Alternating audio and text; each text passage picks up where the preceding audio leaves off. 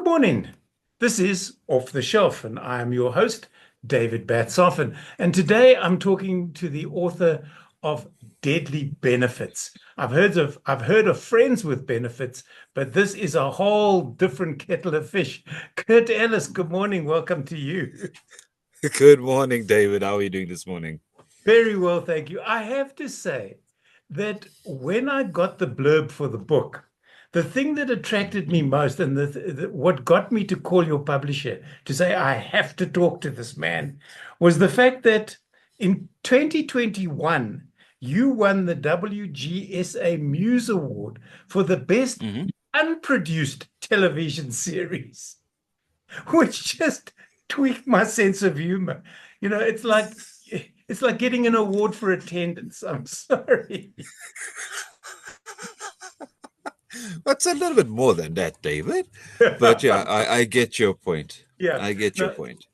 but this is in amongst all the other awards that you've won, the Harry Oppenheimer Creative Award for your graduate degree. You have two other novels, By Any Means and In the Midst of Wolves, already published. And now this one, which is Deadly Benefits. Now, I've been told that authors should write what they know. Hmm. So, what about Kurt Ellis is in this book? Who, let me rephrase that. Who in this book is Kurt Ellis? David, this book is actually my first novel by any means was very autobiographical. Mm, I relied a lot on my own upbringing in Sydenham in Durban, right. as the basis of that novel. Mm, This novel is based on my adult life, of me coming to Johannesburg to study English literature, suddenly finding my way in the sales industry, in the insurance industry, and being seduced by this evil monster called money. yeah, Because growing up, I had no money. right. Suddenly, I got this part-time job and I'm earning 2,500 rand a month, which is more money than my parents saw. Mm. Um, I'm buying my first pizza. The first time I ever had pizza was with my first salary. A chicken livers pizza from Pizza Perfect. I still remember it because it's the first thing I saw on the menu. So I was nervous. So I said, We'll "Give have me one of that one." those. you know, yeah. So yeah, and ended up in the insurance industry, in the sales industry. I dropped out of university and got seduced by this thing called money. I was Mm, 19 years old. I was made sales manager. Turned out I was good at it. Don't know right. how that happened. Um, and with money comes the trappings of money. You're Mm, buying a house, you're buying a car, and the challenge for me though was after it was fine for about 2 or 3 years, mm, but then this is not what this is not who I am. mm. So I started looking for deeper meaning, for something more. I quit my job. Gabriel's backstory in the book, in which he had a bit of a mentor at his office, well, a Yeah. mentor at work. That is something I experienced as well. Mm, So yeah, I felt like I got betrayed by my company, by my mentor, started my own business. My business failed, and everything just I went to hell, mm. for lack of a better term. I lost everything. I was a little too arrogant to realize that I needed help. I was a bit too arrogant to realize, let me start from the beginning again. Um, and yeah, my world imploded. I had the banks calling me, threatening me, repossessing my house, repossessing or trying to repossess my car. Right. I'm waking up early in the morning and I'm stuck in my car at like 4 o'clock in the morning at Northgate Shopping Center. A couple of nights I'm sleeping in the car just to make sure that it doesn't get stolen. And yeah, everything Gabriel went through is exactly what I went through. Mm, Gabriel's motivation, his backstory is what happened to me. The right. only difference is I only fantasized about taking the kind of revenge that he did. Yeah, I was Uh, about to you know, say, so where is the 10 million now? oh, I mean, who doesn't fantasize about We some sort all of do. revenge? We all do. Yeah. I've worked in that industry. When you and I spoke before this chat, Hmm. you called it a predator industry, and it is because it sucks It you is. in. It handcuffs you to the job. It's called a golden handcuff, and they want you Yeah. to spend a lot of money so that you have to keep working. It's a case of you want to buy a fancy car. How many policies do you have to sell in order to purchase the car and to continue paying for Exactly. it? All of that stuff. And Gabriel, as you say, has all of those things in mind. How did you pick the figure though? I mean, the 10 million, because I would have tried a jacket. I really would have. I mean, what can you do with 10 million between four people? It doesn't go very far. Well, remember initially the plan was 10 million between two, and Correct. then And then it just got out of and hand. then it just got out of hand, which is actually yeah, I mean that's representative of just how unprepared he was for his plan. Yeah. Because he had his plan in place, and then everything just spiraled out of control. The 10 million, I actually had to, search for what kind of a policy would actually pay out that 10 Okay. million. Because Fair I was enough. trying to say, realistic within the insurance field, within the life industry. And, I just didn't want to stretch it too much. So Yeah. that's why I went for the 10 million. And then Okay. also in terms of the ending of the book, I don't want to give anything away. No, You obviously know, not. I wanted that ending to be as significant, Mm. if you understand what I'm saying, Yes, I in do. in yeah, in I did reaction to not that see too. the ending coming, I have to tell you. It was Thank you it so much. No, it was wonderful because you feel so sorry for the dude. And then stuff happens. But we're not going to give too much of that away. Talk me But I'm through. happy to see the ending because that's actually that's one of my I'm gonna say this, my sneaky personal joys is Yeah. to give people an ending they did not expect. No, And I but love that's it when what nobody sees that's it what it's coming. meant to be. You don't want to go and they rode off happily into the sunset. Not quite. Not quite. But we don't want to give too much away. The book is a ripping read. It really and truly is. I told you just before we started this chat that on a cold winter's morning, a cold spring morning here in Johannesburg, I climbed into the bath and I ended up reading sort of the last 7 chapters or something. And I just kept adding hot water to the bath, not to the book. I love reading in the bath. It's my happy place or one of my happy places, and I don't do it nearly often enough. The book has to lend itself to being read in the bath, and yours does because it's a quick read. It really and truly is. The characters in the book, Mhm. Gabriel, as you've said now, is to a larger or lesser extent you. Do the other people that populate this book, do you know who they are? More importantly, do they know who they are? And what have you got? And what have you got against Ukrainians? Come on now.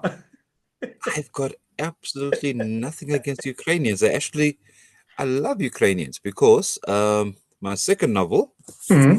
uh, In the Midst of Wolves, if we can just give it a quick plug, Yep. it had um, it was republished in the Ukraine. Oh, So okay. that's actually the reason why I chose Ah, to make Yara the to make Ukrainian, and this yeah. was Okay. actually before the the Russian invasion Yeah, yeah, began. yeah. And so that actually did give me some pause whether or not I should continue with this. And I thought, you know what, Why not? this was the plan, and I'll keep with it. Yeah. And I thought it added some flesh to the fact that she doesn't like being called the Russian because Yes. she's Ukrainian, and yet Yeah. everybody calls her the Russian. You're, but So but now with that in sure, mind, how yeah. how integrated did you become with these characters? I mean, you say she didn't like being called a Russian, and obviously you put it into the book to tick her off, but she's a character. Did she get into your head and go, do that once more? Do that once more. I Yeah. know people. Being, I don't know if it's this way for other novelists. Actually, you should ask them. But for me, being a novelist is almost like being schizophrenic Mm, because I literally have conversations with these characters. yeah. I will literally be driving, and especially when I'm in the process of writing, Mm, um, have conversations with the characters, and the characters will tell me, "No, Kurt, I will not say that. This is not something I would do." mm, Like you asked me earlier if Skelly, um, Roxanne and Muzi are based on real people. Yeah. They're not based on specific individuals, but the Scaly character, for example, if you grow Mm. up in a colored community like I did, you have those I want almost those jester type characters, Mm. those jester con artists, those sweet talkers, those type of people that will talk you out of your shoes and Yeah. have you thanking them at the end of it, And then you sell them know, back to you. and sell them back to you. And again, you'll thank them once you bought them back. you know, so that's the type of character Skelly is. Roxanne, for me, is just a strong woman battling a male-dominated world. Mm. Um, she she can't understand why there is an equality, between the two genders. Yeah. And as for Muzi, I looked at Muzi as a representation of the struggle of the youth Mm. today. He's just trying to survive Yeah. in a world, in an industry just sees him as a number. Yeah, You know, correct. And I like and the fact that you mentioned when they want to promote him, the promotion is there, but there's no money to go with it. And then Yara says, but I said you should have this job, and in 2 to 3 years you'll be sort of where you are now. But see it as a promotion. I'm going, yeah, I understand exactly what Kurt is writing. Really and truly, that's not a promotion. That's just a case of you want somebody in place that you can control or that you can manipulate into doing what it is that you require. that's And exactly what happens in industry, yeah, as you said. yeah. And as for the bosses, well, they at least one of them got what he deserved at the end. And you ask about characters. The authors, many of the authors I've interviewed have said that the characters do exactly that. They will tell you what they will and won't say. And Mm, then you really can't stop yourself from going, all right, they didn't want to say that, so I'm not going to write that. 100%.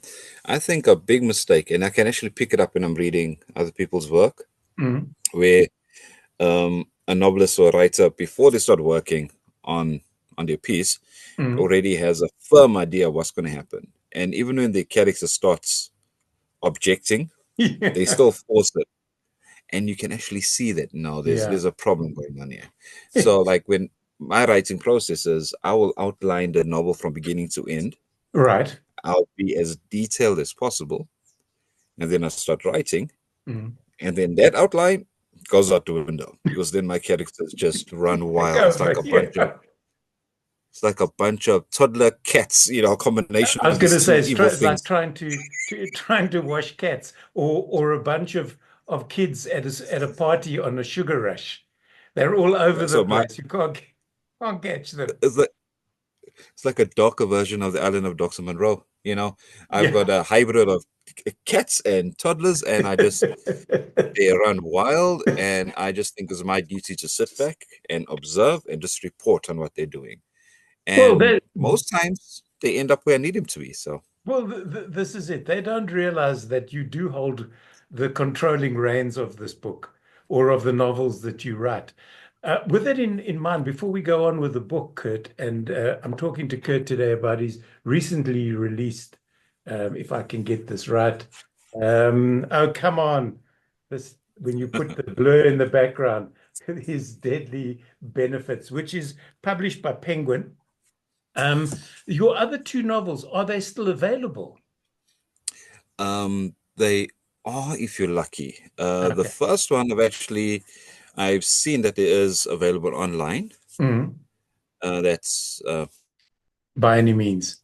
by any means. Took me a Yeah. minute to remember how to book. Yeah, that's a bit harder to find, but yeah, in the Mr. Wolves is Okay. still available online. Interesting tidbit: all they're not sequels to each other, but they're all Mhm. set in the same universe. Okay. So yeah, like for example, the main character in the Mr. Wolves has, yeah, you'll find him in By Any Means as a secondary character. Mhm. In Deadly Benefits, they make a passing reference uh, when Skelly is gone to the hospital to meet with Simon. Mhm. to make that purchase or one of his side hustles, Yeah. they make a passing reference to the events that happen in Okay. to the events in the Mr. Wolves. Just a little bit of an Okay. Easter egg I like Oh, planting for all my four fans out there. I know what you're saying. Are you a discipline? First, let me phrase this differently. Let me start from a different point of view. Question I ask all the authors I interview.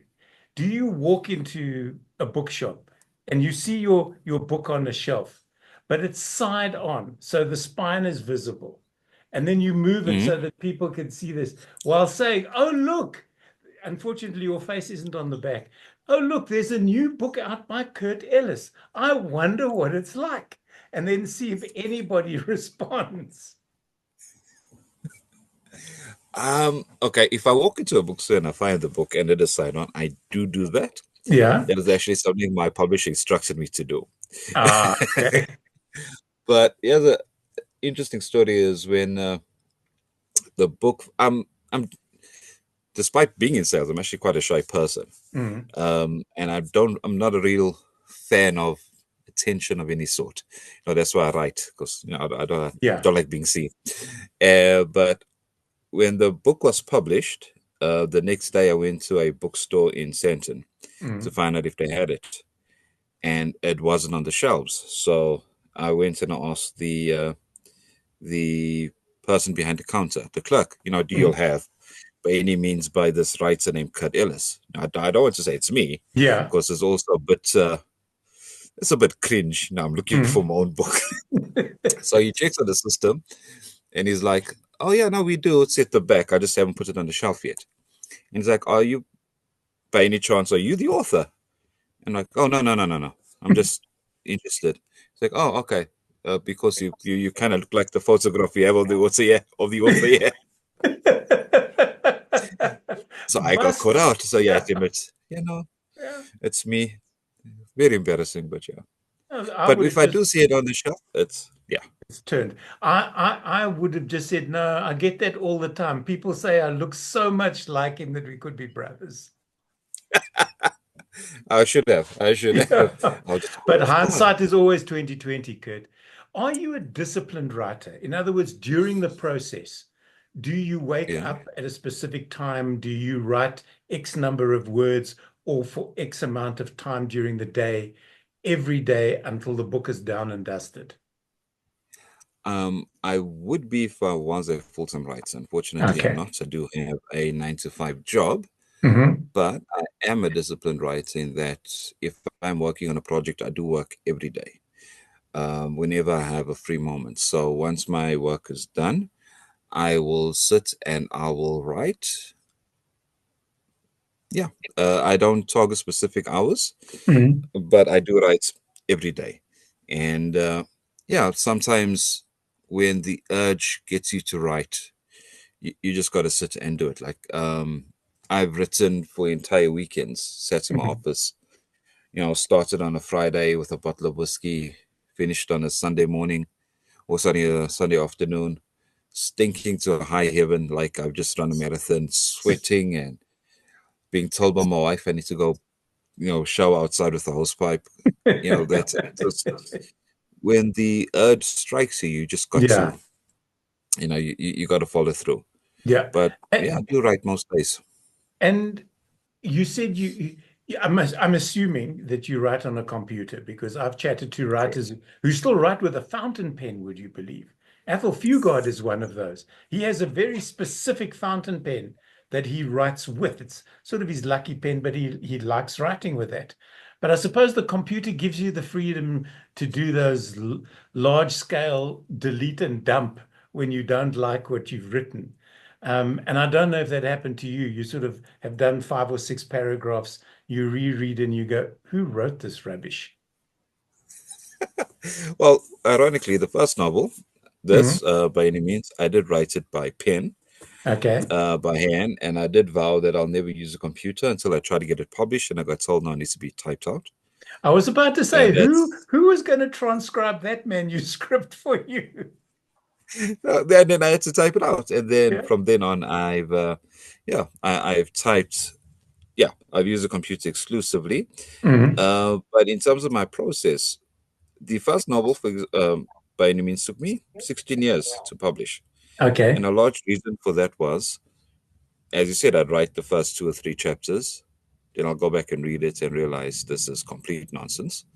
And then I'll restart, do another 4 chapters, and then realize I'm not happy with where this is going.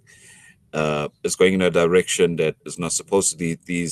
These toddler kittens of mine are going off on another tangent, so I need to go back and change, their motivation. Yeah. And it was just going back and forth. And then, after a while, I refined my technique to the point where it's like, no, I will start this book and I will finish this book, Mm. even if halfway through the entire plot changes.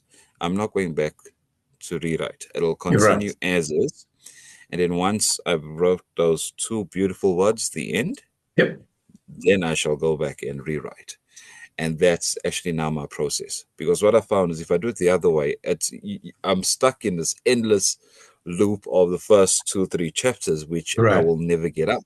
Yeah. And that's another reason why I do tend to write very fast, because I'm head down. I push through. Characters' names are changing halfway through. Plots are changing halfway through. Cities like Deadly Benefits first started off in Durban, and Hmm. then I moved it to Johannesburg because being somebody from Durban, I like to focus my attention on Durban as much as possible. Right. But for me, Deadly Benefits just fit better in a Johannesburg I was going to say I don't know from setting. my point of view if it would have worked in Durban, with all due respect to Durban, but it's just that Joburg is faster paced. You've got places like Eldo's and those sort of places that you can utilize for background very nicely.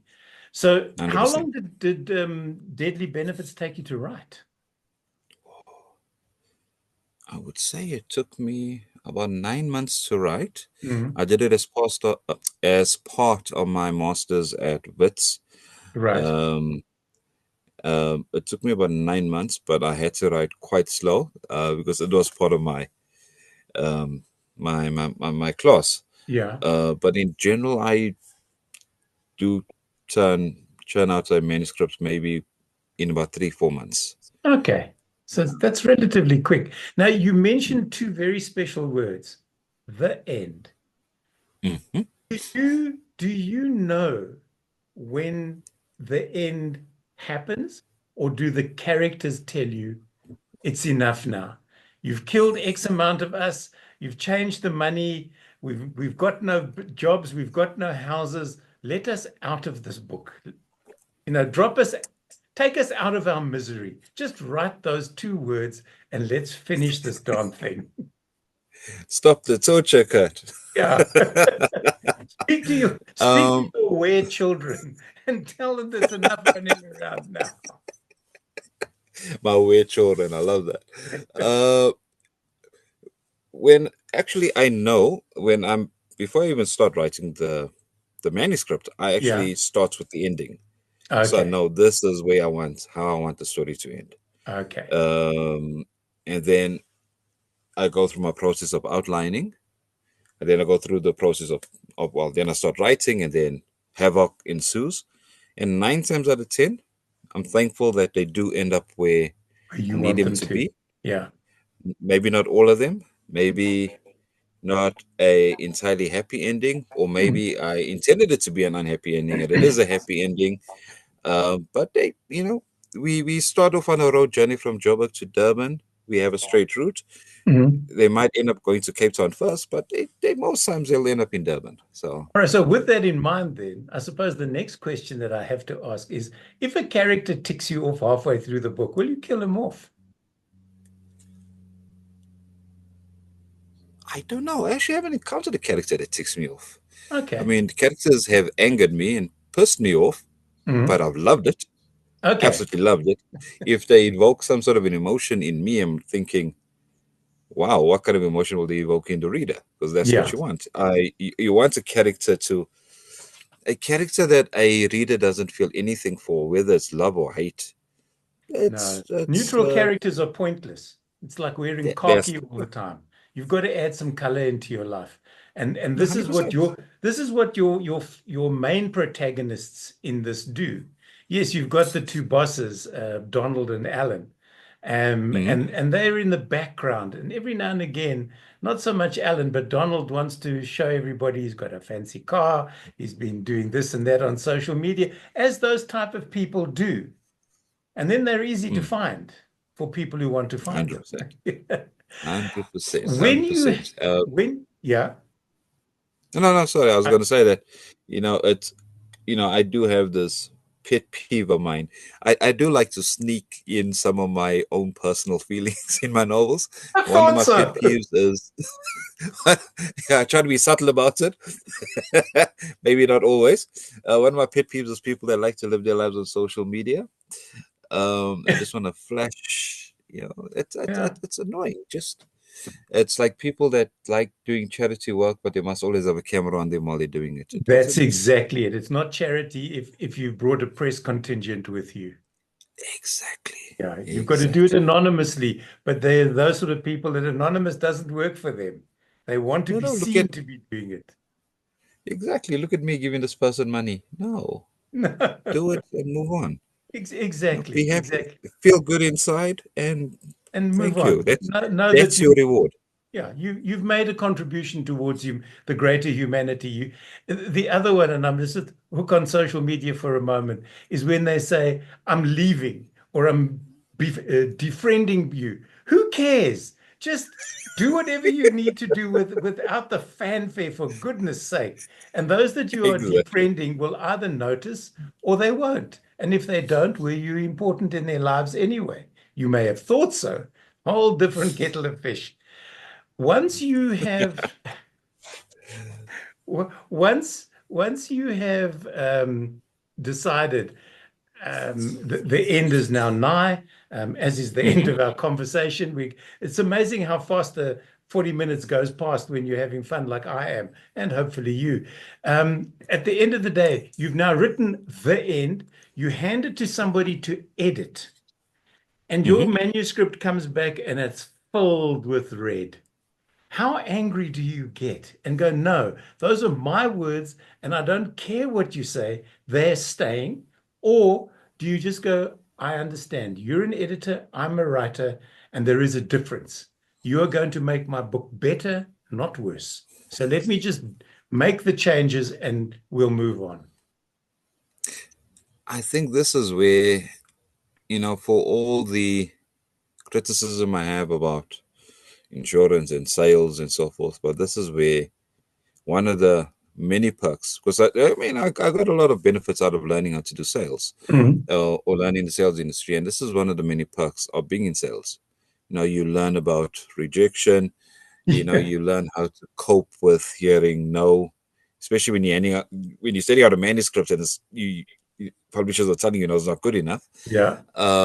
You learn how to cope with criticism. So with me, if it comes back from an editor or publisher saying, this needs to change, this is wrong, so forth, I genuinely don't take it personal at all. Yeah. In my view, they are the professional. This is their job. They do this Yeah. for a living. And I trust their judgment. I trust their their opinions and their professionalism. And yeah, I'll make changes wherever they require. If I do feel that they've missed a point, Mm, now I do argue for it. I'll stand up for it. But I mean, honestly, that's maybe 10% of the time, mm. if that. Other than that, I've had wonderful experiences with my publishers. That's I absolutely appreciate their feedback. They, yeah, it's in their best interest for this well, book this to do this is well. it. They want the book to sell because why, otherwise it's just going to sit on the shelf and then it's going to end up on a sale table, at 50% off or something. Is there another book already in the works, or are you taking a break currently? Uh, at the moment, I've got a completed manuscript, which is with my agent. Mhm. I am working on another novel as we speak. But most of my time is taken up now by TV work that I'm doing as well. Okay. So yeah, but I am working on another novel. I'm not going as fast as I'd like to. Okay. Yeah, but I am working on another piece. I can't wait. I really can't. I love this book so much. It's called Deadly Benefits. It's published by Penguin. It's on shelves now, in all bookstores, good, bad, or indifferent. Is it available as an ebook yet, Kurt? It is available as an ebook. Great stuff. So they can find it on Amazon or on Take-A-Lot or one of those book platforms. 100%. Kurt, thank you so very much for joining me. It's been an absolute pleasure talking to you. It was a ripping read, and I really enjoyed your book. I hope it gets to see many awards. I really and truly do, not for the best unpublished work, but for the best published in its genre. I hope I I would hope your love that. lecturer at varsity gave you good marks for this book, if that's Oh, such a they thing. did. Good. They did. Yeah, no, I passed with distinction based on the Then book. So then your it job was, is done. it My is, it is. guest Thank you so today much for on having me, yeah, David. my guest today from or on Off the Bookshelf was Kurt Ellis. His book Deadly Benefits is currently available and it's published by Penguin. Kurt, once again, thank you so much for joining me. Thank you, sir.